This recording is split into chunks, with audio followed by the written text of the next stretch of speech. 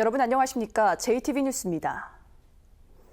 금융노조의 총파업으로 은행마다 비상근무에 들어갔지만 아직까지 일선 점포에서 큰 혼잡은 빚어지지 않고 있습니다. 전북은행은 600여 명의 조합원 가운데 300여 명이, 농협은행은 500여 명의 조합원 가운데 190명가량이 서울 총파업 대회에 참석해 당초 예상보다는 참가자가 다소 줄었습니다. 은행들은 일선 영업점에서 조합원들의 빈자리에 본점 관리자와 비조합원 인력들을 파견해 비상근무에 나서고 있습니다. 철도노조가 성과연봉제 도입을 반대하며 오늘 27일 파업에 들어갈 예정이어서 열차 운행에 차질이 빚어질 것으로 보입니다. 코레일은 철도노조가 파업을 강행하면 대체 인력을 활용해 KTX를 정상 운행하겠지만 새마을과 무궁화 등 일반 열차는 평소의 60% 수준만 운행할 수 있다고 밝혔습니다. 화물열차도 운행을 줄일 수밖에 없다고 밝혀 승객과 화물 운송에 차질이 불가피할 것으로 예상됩니다. 한 사이버대학 교수가 졸업생과 재학생을 대상으로 유료 사설 강좌를 열어 논란이 일고 있습니다. 해당 교수가 거액의 수강료를 챙겼다는 주장까지 제기돼 대학 측이 진상조사에 나섰습니다. 정원익 기자입니다. 온라인으로 수업이 이루어지는 전북의 한 디지털 대학입니다. 이 학교 학생 류모 씨는 정규 수업 외에 이 대학 교수가 강사로 나서는 외부 강의를 들었습니다. 해당 교수의 권유 때문이었습니다. 이거 하게 되면 여러분들은 전업에 나가서 한 달에 1,000만 원씩 벌을 수 있다. 이런 얘기에 공공연하게 한 거예요. 이 학교 교수가 강사진으로 참여하는 외부 강의의 수강료는 3시간짜리 한 강의에 5만 원에서 최고 20만 원. 학생들은 그동안 재학생과 졸업생 수백 명이 이 유료 강좌를 들었고 수강료로 낸 금액만 6억 원이 넘는다고 주장하고 있습니다. 차라리 학교 커리큘럼에 집어넣어서 교육을 시키는 것이 맞는 거지. 어떻게 이걸 별도의 과정을 빼내가지고 돈을 5만 원씩 받고 강의 받냐. 이건 아니라는 거죠. 학생들은 수료증에 찍힌 직인도 학교의 공식적인 직인이 아니라고 주장했습니다. 학생들이 문제를 제기하자 대학 측은 진상조사위원회를 구성했지만 석 달이 다 되도록 조사 결과를 내놓지 않고 있습니다. 유료 강의는 지금 맞다라고 보여지기는 하나 그것을 제가 지금 진상조사 안에서 결정이 나지 않은 상황에서 그렇습니다라고 해가지고 학교를 대표해서 답변을 드리기는 어렵다라는 거죠. 해당 교수는 학생들이 원해서 별도의 강좌를 열었고 교통비 등 실비만 받았을 뿐 개인적으로 이익을 얻은 적이 없다고 반박했습니다. 오히려 일부 학생들이 학회의 주도권을 잡아 이권을 챙기기 위해 자신을 음해하는 것이라고 주장했습니다. 일부 학생과 교수의 주장이 첨예하게 갈리는 가운데 유료 강좌 개설을 둘러싼 논란이 학내 갈등으로 번지고 있습니다. JTB 뉴스 정원익입니다. 4년제 대학의 수시 모집 결과 학과 간 지원율이 큰 차이를 보였습니다. 취업이 보장된 보건의료계열 학과의 강세는 올해도 계속됐고 혁신도시 이전 기관 관련 학과들도 높은 경쟁률을 기록했습니다. 조창현 기자가 보도합니다. 전북대 수시 모집 결과 가장 눈에 띄는 것은 농생명학과의 약진입니다. 농생명 계열의 대부분의 학과는 평균 경쟁률이 10대 1을 넘었습니다. 그동안 이과 계열에서 강세를 보였던 공대와 자연대를 제쳤습니다. 혁신도시에 농생명 관련 공공기관이 대거 이전한 것이 영향을 끼친 것으로 분석됩니다. 농진청 등 관련 기관들이 이주함에 따라서 사회적 관심이 많이 집중이 되었고 그래서 도내 학생뿐만 아니라 외지 학생들도 이에 대한 관심이 매우 높아졌기 때문이 아닐까 그렇게 생각해 봅니다. 부실대학으로 지정돼 노심초사했던 호원대는 수시 모집 결과에 한숨 돌렸습니다. 호텔 관광학과, 물리치료학과 등 상대적으로 취업률이 높은 학과에 학생이 몰려 높은 경쟁률을 기록했습니다. 맞춤형 취업 프로그램을 통해서 전국 최상위권의 취업률을 유지하고 있고 또 특별 면학장학금 제도를 지원하다 보니까 수험생들이 많이 지원하게 된 것 같습니다. 도내 4년제 대학 수시 모집 결과를 보면 의치대와 한의대, 간호대 등은 여전히 높은 경쟁률을 이어갔습니다. 여기에 졸업 후 사실상 취업이 보장되는 군사학과, 응급구조학과, 물리치료학과, 사회복지학과 등에도 학생이 몰렸습니다. 청년 실업률이 사상 최고치를 경신하면서 학과 선택과 취업률의 상관관계가 갈수록 명확해지고 있는 것입니다. 반면 상대적으로 취업문이 좁은 인문사회 상경계열 학과의 수시 경쟁률은 대학 평균 경쟁률을 밑도는 경우가 많았습니다.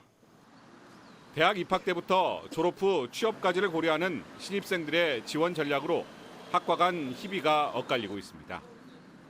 JTB 뉴스 조창현입니다.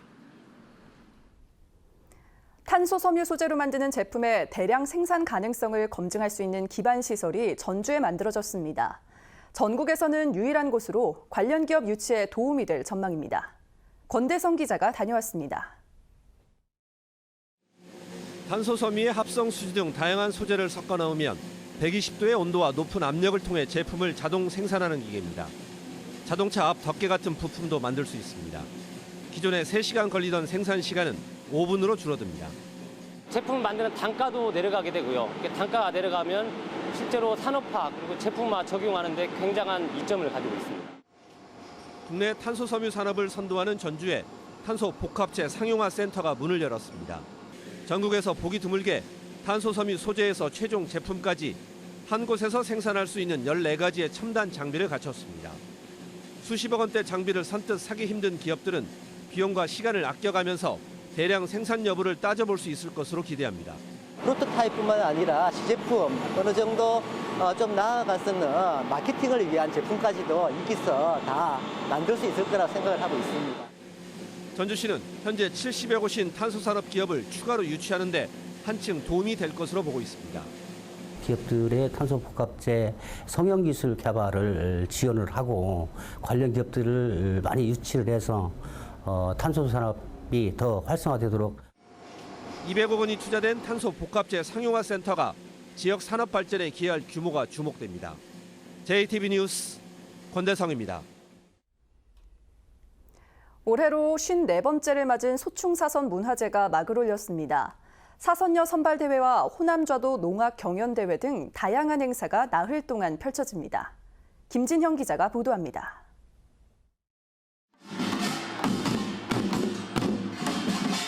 풍년과 무사고를 기원하는 풍물놀이가 신명나게 펼쳐집니다.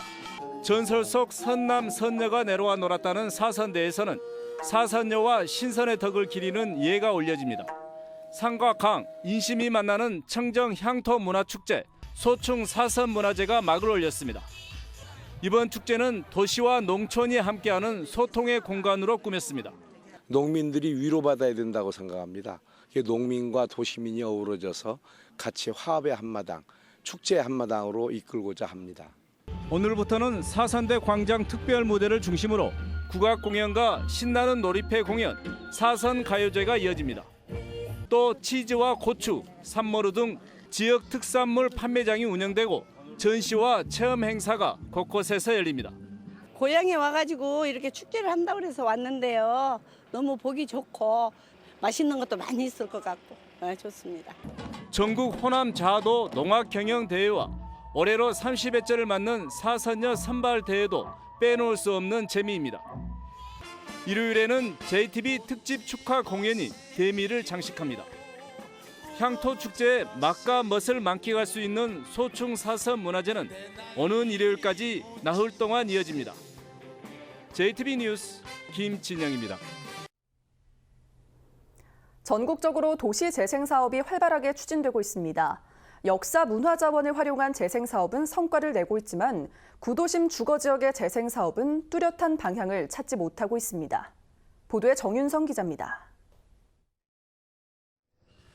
1920년대 일제가 양곡 창고로 사용하던 건물을 개조한 삼례문화예술촌입니다. 양곡 창고를 미술관, 책공방, 책박물관 등 7개의 문화시설로 탈바꿈시켰습니다. 올 들어서만 2만 5천 명이 다녀가는 등 관람객이 꾸준히 증가하고 있습니다. 일제 강점기 때 지어진 양곡 창고이기 때문에 오랜 세월 지역민하고 함께한 공간을 이제 현대에 맞게 현대의 다양한 컨텐츠를 담아서 이 미술관은 1907년에 지어진 나가사키 은행 건물입니다. 군산시 장미동 일대 수탈의 현장이 박물관, 미술관, 카페 등으로 리모델링됐습니다. 과거와 현재의 공존이라는 의미에서 주목을 받고 있습니다. 기존에 있는 관광 자원을 잘 활용했다는 점에서 이 관광객들에게 좋은 평가를 받았다고 볼 수가 있겠습니다. 문화적 자산이 있는 곳과 상업지역에선 도시재생 사업을 추진할 수 있는 안정적인 기반을 갖추고 있습니다. 하지만 자본이 부족한 대부분의 주거지역에선 뚜렷한 도시재생 모델을 찾지 못하고 있습니다. 전주시 노송동의 주택가입니다. 빈집을 허물고 그 자리에 텃밭을 조성했습니다. 전주의 빈집은 900채가 넘고 계속 늘어나고 있지만 주차장이나 텃밭 외에는 활용 방안을 찾지 못하고 있습니다. 군산의 벽화 그리기, 예술인의 거리 조성 사업 등도 흐지부지 돼버렸습니다. 주민들이 생각하고 있는 바람하고 결국 뭔가 재생 사업으로 이루어지는 그런 사업들과의 괴리가 생기는 거고, 그 괴리가 크면 클수록 결국 사업의 연속성이 그만큼 떨어진다고 봅니다. 오늘 저녁에 방송되는 시사기획판에서는 주거지역 도시재생사업의 현주소를 들여다보고 주민중심 재생사업의 가능성을 짚어봤습니다. JTB 뉴스 정윤상입니다. 전주지방검찰청 신청사가 올해 말 착공됩니다. 전주지검은 오는 12월부터 전주 만성도시개발구역 부지에 지하 1층, 지상 8층 규모의 신청사를 짓고 오는 2019년 3월쯤 청사를 이전할 계획입니다. 전주지방법원도 오는 12월쯤 전주 만성도시개발구역 부지에 지하 1층, 지상 11층 규모의 신청사를 지을 예정입니다. 검찰과 법원 청사가 완공되면 사무공간과 법정 부족 문제가 해결되고 비좁은 주차장으로 인한 민원인들의 불편도 해소될 것으로 기대됩니다. 대형 유통업체가 지역 상품을 선호하지 않고 공익사업에 인색한 것으로 나타났습니다. 전라북도가 조사한 결과 올해 상반기 백화점과 대형마트의 매출액 6,053억 원 가운데 지역 상품 판매액은 907억 원으로 15%에 그쳤습니다. 특히 대형 유통업체가 저소득층 지원 같은 공익사업에 쓴 금액은 2억 5천만 원에 불과해 상승을 외면하고 있다는 비판이 일고 있습니다. 보건당국이 올해부터 노인 독감 예방접종을 연령별로 구분하는 순차 접종을 시행해 혼선이 커질 것으로 보입니다. 질병관리본부는 환자 쏠림을 막기 위해 만 75세 이상은 10월 4일부터 가능하지만 만 65세 이상에서 74세 이하는 반드시 10월 10일 이후부터 무료 접종을 받을 수 있다고 밝혔습니다. 국민의당 김광수 의원은 10월 4일부터 환자들이 몰려올 게 뻔한데 질병관리본부의 연령별 무료 접종 홍보가 너무 늦었다며 보건소마다 혼선이 빚어질 것으로 우려했습니다. 전북은 오늘 고기압의 영향으로 맑겠습니다. 낮 최고 기온은 24도에서 27도의 분포로 어제와 비슷하겠습니다. 바다의 물결은 서해남부 전해상에서 0.5m로 잔잔하겠습니다. 토요일인 내일도 대체로 맑다가 점차 구름이 많아지겠고 화요일인 27일 오후부터 28일 사이에는 비 소식이 있습니다. 비와 함께 낮 최고 기온도 24도에서 25도로 이번 주보다 2, 3도가량 낮아지겠습니다.